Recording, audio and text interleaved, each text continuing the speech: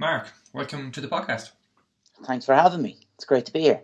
Yeah, you marked the first ever client coming on the show. So, am I really? Yeah, that's pretty nifty. I'll take that accolade. And Mark, just I suppose, given your background and what you're doing at the moment, give people a bit of context, kind of where you come from and what you do. So, well, as you know, Doc. Anyway, I'm. Sorry, now we'll fix this and it'll be all set up then. I'm a full-time pharmacist. I'm a community pharmacist, but I have, I suppose, thrown myself into pharmacy as soon as I qualified. I tried to get my hands into as many jars as possible. So I'm an elected member of the PSI Council, which is a Pharmaceutical Society of Ireland. That's the council that governs over pharmacy and pharmacists in Ireland. That's a 4-year term, so that takes up a lot of my time. I'm a podcast host and a columnist for a few kind of medically related magazines. They're not really journals, but they're kind of thereabouts. And then I write kind of blog posts, and I'm an admin type guy for a site called PharmaBuddy, which is a specialist site for pharmacists. It's a forum where we kind of engage in continual professional development and stuff like that. So that's what I do. And you're busy at the moment, given the circumstances. Flat to the mat. Yeah, flat out. Yeah. And Mark, I think just from having the chats we've had over the last year, we probably should have had this podcast a lot sooner, but just some of your own kind of personal stories and personal takeaways.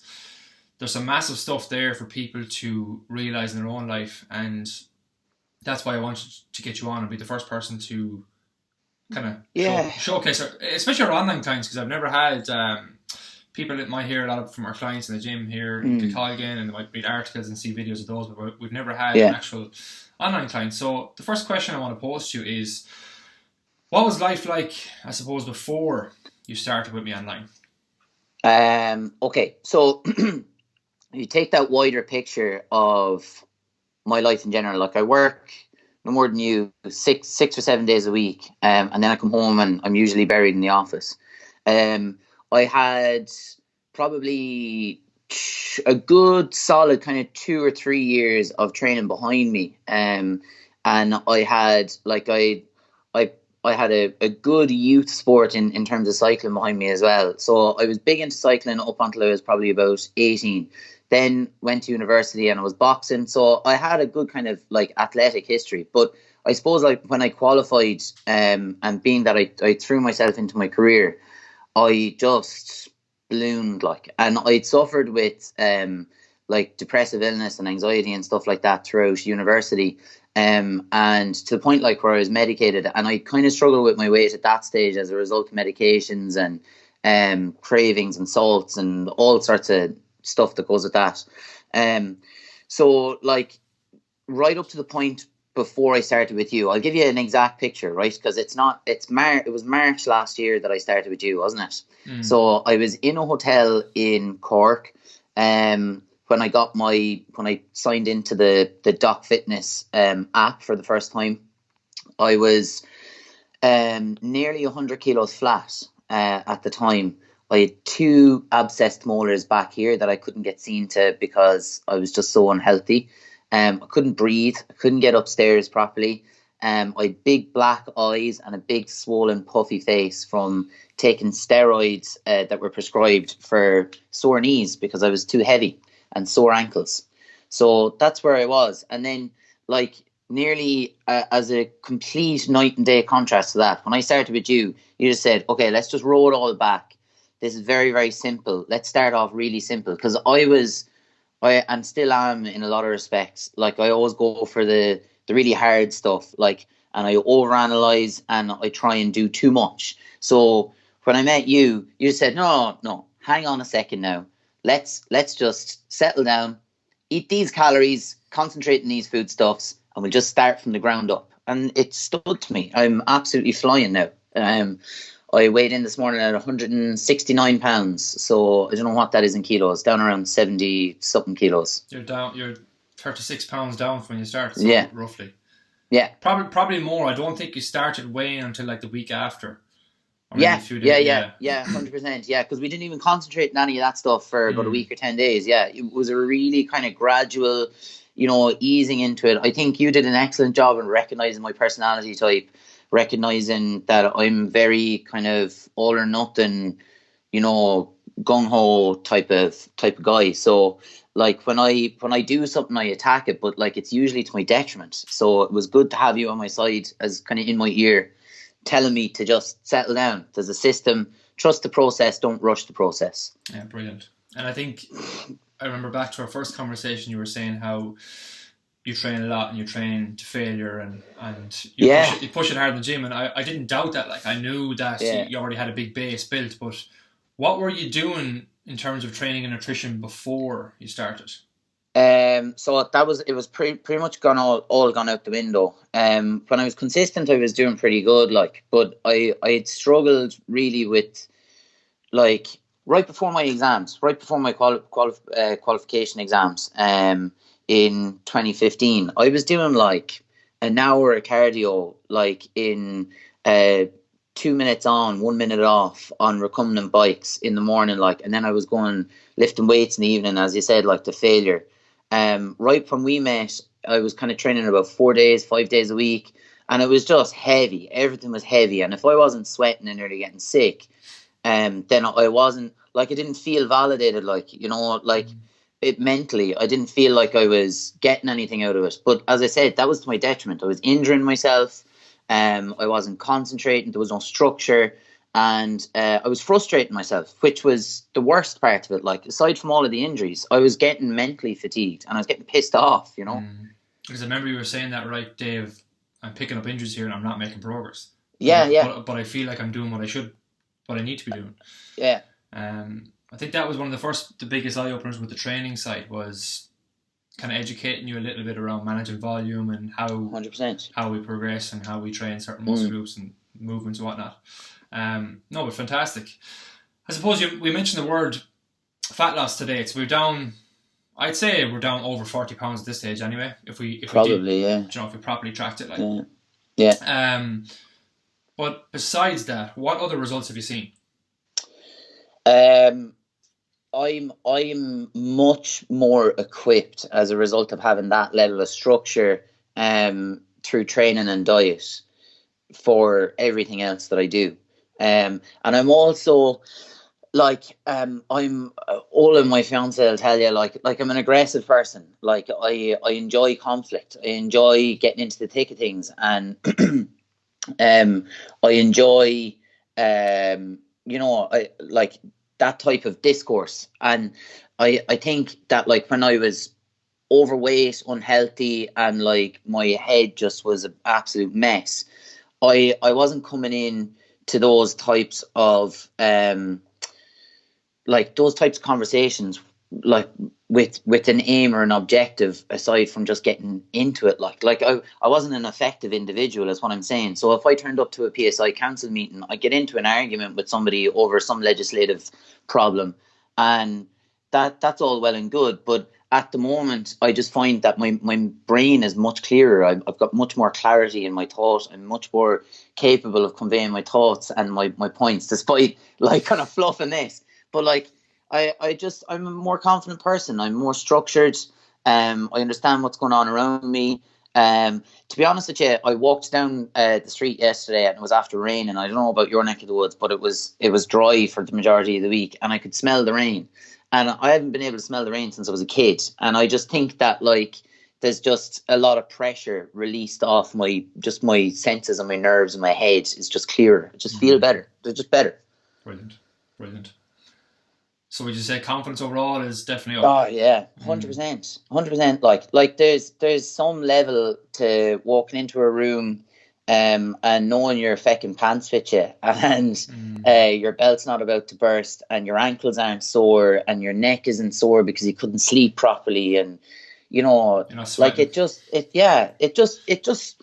works, Doc. Like in fairness, there's a certain level of confidence that you have to have with some of the things that I'm involved in, and I think when I was lacking in that confidence, maybe a better way of putting it is that I was probably more aggressive to make up for that lacking in confidence, and it was a disservice to me. Whereas, I'm just better. Like, I'm just a better person. Yeah. Brilliant. And I suppose just for a little bit of context for people listening as well, Yeah. you're doing the one-to-one online coaching. I am. What would like amongst the training, the nutrition, the check-ins, all that kind of stuff? What would you say is the best thing about it? The consistent availability of your good self. Like, in fairness, yeah, it doesn't matter if it's an email or a text over Instagram or whatever. Like, you're always available, and just the depth of information that's available, like literally at your fingertips. Like, it doesn't matter if I'm not talking to you. If I go onto the site and I'm going down through stuff, it's a little bit like I was saying to my father there one time. It's like when I was a kid, I used to reread National Geographics all the time, and I'd always find something new in it. And they might be there 10 or 12 years, and I'd still reread it. The site is like that. There's always good, reliable information on it. And if something pops into the back of my head, I think, geez, I can go on there, and it's there. I can find it.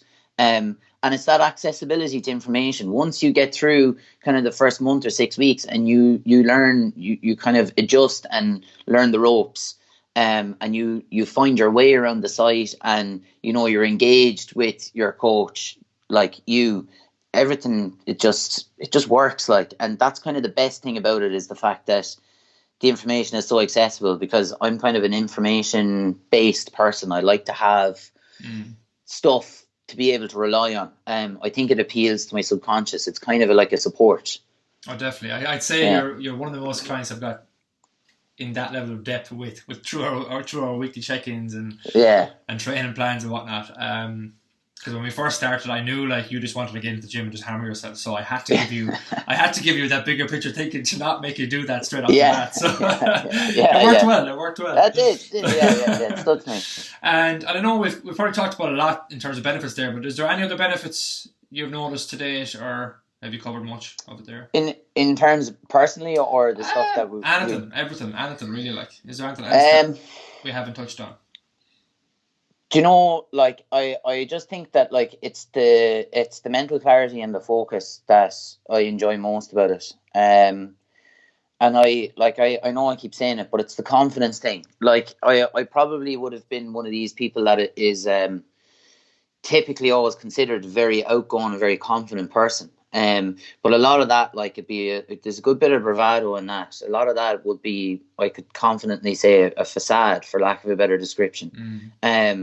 But when I started working with you, there's the mental aspect to it. Like you're not just a coach. Like, when somebody, for example, if the girl's inside in the dispensary overhear my check-in, I'm out the back, and you send me one of your video check-ins, and I can hear you, and you're going, Mark, what's the crack? Great week. And you go down through all my training, go down through like the full check-in.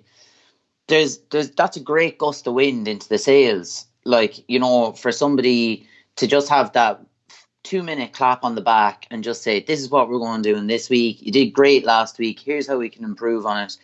That stuff really, like, appeals to people, and it's important that people get that one-to-one recognition, and that's the service that you provide. Like it's not like, I've worked in gyms, I've worked with personal trainers and coaches, like, aside from my own experiences, and most of it, as you know, is cookie cutter stuff. They don't care. They're there to take your money, and that's the end of it. Whereas, like, genuinely, you do care about your clients, and it doesn't matter if you're an online client, you still get that tactile response. There's a tangibility to the information that you're giving us, like, and it's really, really important. So that all appeals to my subconscious, and the biggest benefit, aside from losing weight and looking better in a shirt, is the fact that, like, I my mental health is just better, like, and that means an awful lot to me, like, Brilliant. Bit blown away there. I don't know what to say to that. It's really important, It's really important. I know, it's fantastic to hear, Mark. Sometimes just when I hear it, I'm kind of like, a bit lost for words. Like, even the last few weeks with COVID-19 going on, just the support we've had through some of the emails from clients, it sometimes just knocks you back. You're like, geez, you forget how much I forget personally how much of an impact that we have, because we do it's our job, like, you know. But above all, like, one thing that you stuck out with there, I sat down with Robbie, the manager, I think it was the first week in January, just to kind of restructure our kind of core values for Doc Fitness, because we do have a set of kind of reasons why, and core values of why our company exists behind everything. And one of the biggest things that we have in that is that we care as a core value. And that is bred down from the smallest of things in the back end office that no one will see, down to our clients. And that's what we feel is the difference with us. Like, we do give a shit. Like, it's as simple as that. And you can't fake that stuff, I don't think. But John, like you said, it is what it is type thing. I don't really know what else to say around it. But Mark, what would you say to anybody who is sitting on the fence or considering joining, let's say, even Doc Fitness or something like this? Do it, because I'll tell you what, and I don't, like, you know, you and I discussed it before we went live. Like, we don't want to be dwelling on the current circumstances and the negativity that's associated with it. But that old Vantage, when I was a kid inside in primary school, I remember the first time I ever heard, because I went to an Irish primary school, the first time I ever heard the Vantage, your health is your wealth.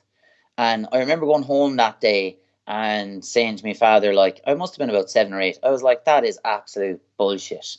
And my father was like, what? And I said, yeah, because if you're rich, in fairness, you can buy health. And he said, I don't know, like, and my father is nearly 60. He's extremely fit man. You know, he's still competitively cycling.